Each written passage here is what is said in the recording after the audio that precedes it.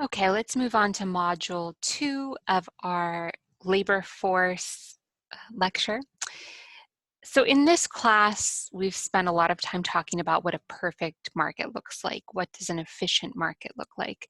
And all of the ways in which healthcare markets diverge or deviate from that theoretical perfect scenario. In the last section, we spent some time talking about competition, market power, barriers to entry in the labor market. And the market for physician services diverges from perfect competition in another important way, and that way is namely that physicians have agency. And we've talked quite a bit about asymmetric information in our insurance lecture. Agency is another example of asymmetric information. So what is agency? Well, an agency relationship forms whenever a principal, so in this case, a patient, delegates decision-making authority to another party, or the agent, in this case, the doctor or the physician.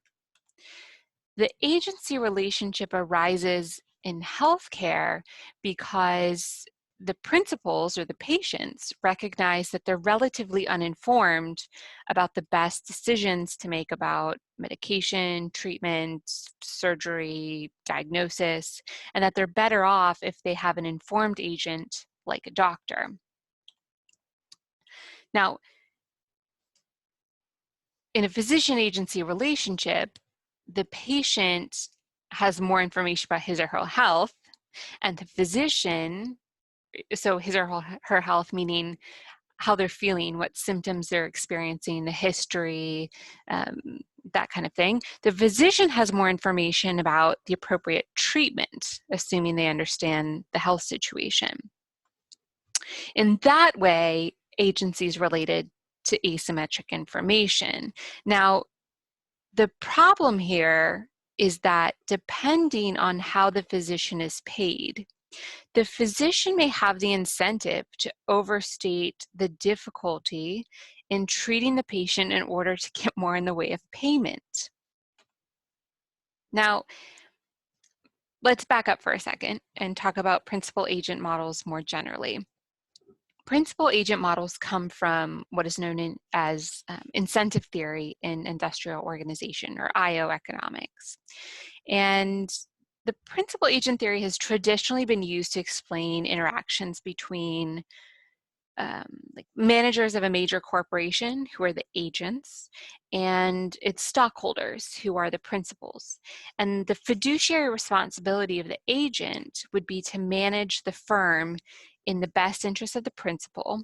And let's say in that situation, it means maximizing profits, right? So due to an asymmetry of information between the principal and the agent, the manager, in the example that I'm giving, is likely to have more information than the stockholders concerning the true operation and performance of the firm. Right? So in that situation, the manager has an opportunity to shirk his responsibilities to the stockholders, and that could basically by not seeking to maximize profits. So instead, the manager could use company funds to advance his own self-interest. That could be things like higher pay, large support staff, luxurious office. I mean, if you've watched Succession on HBO, that'll give you an idea of what I'm talking about. Now, that's kind of the typical example. Concerning the doctor-patient relationship in particular, the physician's hired to address the health concerns of the patient, right? The principal. So specifically, the physician as agent is given the responsibility of demanding medical services on behalf of the patient, who has a lot less information about the appropriateness of any particular medical care. And given that patients are typically covered by health insurance and the physician's personal financial interests are at stake, the physician has the opportunity to exploit the situation by persuading the patient to consume more medical care than may be clinically necessary, right? The increased medical services most likely do no harm, but they may mean increased income for the physician agent, okay? So the the central concern here is how the principal, the patient, can best motivate or basically incentivize the doctor to perform the task as the patient would prefer, basically taking into account the difficulties in monitoring the physician's activities. See if you can think of other examples of a principal agent problem. Go ahead, actually think about it.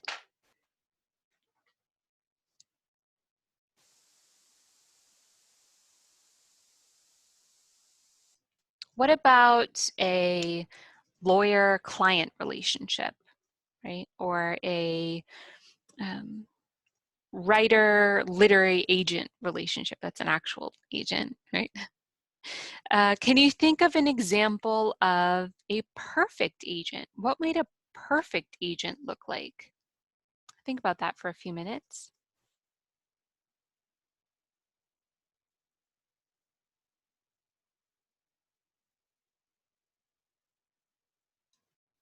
Okay, maybe not minutes, maybe seconds, but can you think of an example of a perfect agent? Maybe, I don't know, your mom, your best friend. It would have to be some hypothetical person who, armed with the knowledge that you don't have, would make the same decisions you would make if you had that knowledge, right? Does that make sense? The point is, even when intentions are good, the principal agent problem is hard to overcome in the presence of asymmetric information.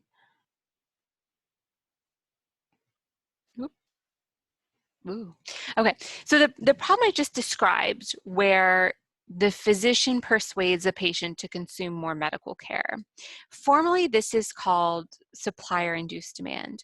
And the basic premise of supplier-induced demand hypothesis is that physicians abuse their role as medical advisors to advance their own economic self-interests. Okay, and this is a controversial hypothesis. You can imagine why, right? Physicians enjoy a respectable place in our society. They take a Hippocratic oath.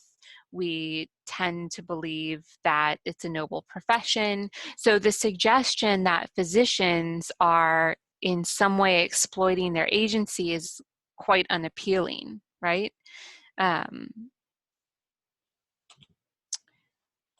Why aren't you changing? Here we go. Okay, so how might this actually play out? So this is the point of the lecture where if we were all together, I'd stop and we'd do some thinking aloud. So just pretend like you're thinking aloud right now.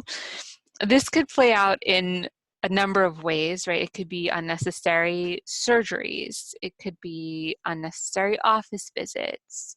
It could be, in general, any kind of procedure or test for which the physician would receive a fee that could either be avoided in the patient's need, convenience, or even cost effectiveness.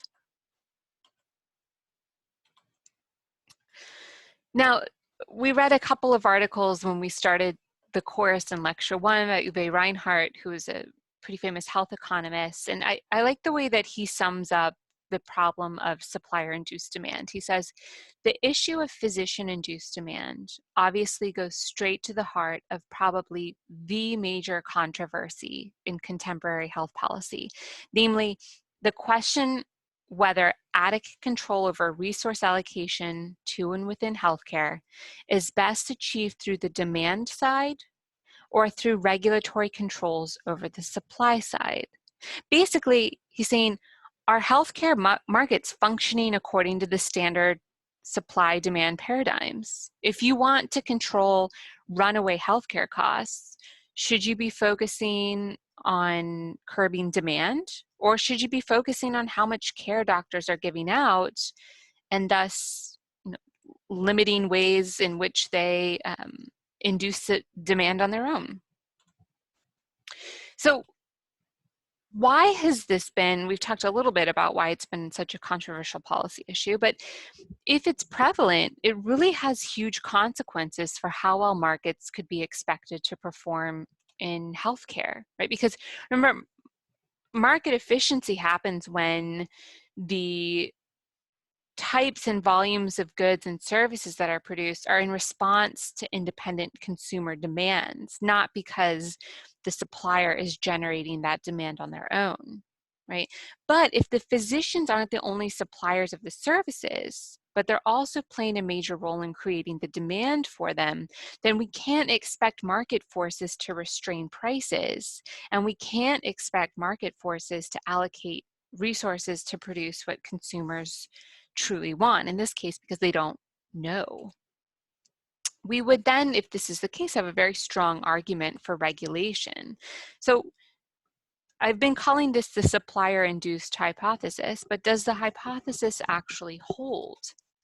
Right, the question is, to what extent do physicians actually induce demand, and is it widespread enough to matter? Let's break out our trusty market curves to take a look at what's actually going on here. Let me break out also my trusty laser pointer. Here we go. Okay, so let's assume that the market for physician services is initially in equilibrium, and that equilibrium occurs here where supply intersects demand. So we're at a point quantity zero, price zero, and quantity represents the quantity of physician services. So here let's call that number of physicians, but depending on the study, it may be measured in physician hours, office visits, types of services. It just depends on what the data, kind of data people have. And then we've got the price per unit. In this case, if we're looking at number of practicing physicians, we're looking at price per unit of physician. And now let's assume that for some reason, an increase occurs in the number of practicing physicians. So you can imagine from part 1 of this lecture, we looked at the increase of practicing physicians. What would that do? It would shift the supply curve of physicians to the right, increase. Let's see if we can get the animation to work. Yes. So it would increase our supply curve from supply 0 to supply 1. Right? Which in turn forces the average price of physician services to fall from price 0 to price 1. So we have an increase in physician services in the market in the quantity from Q0 to Q1, and a decrease in the price from P0 to P1. Now, faced with an increase in competition, along with a loss in income, physicians could potentially exercise their ability to influence patients' behavior by inducing them to demand more services. That increased demand could involve some of the things we just talked about before, more office visits, additional tests, even unnecessary surgery. So what happens if physicians induce demand? Well, what we'd see is an increase, a shift right?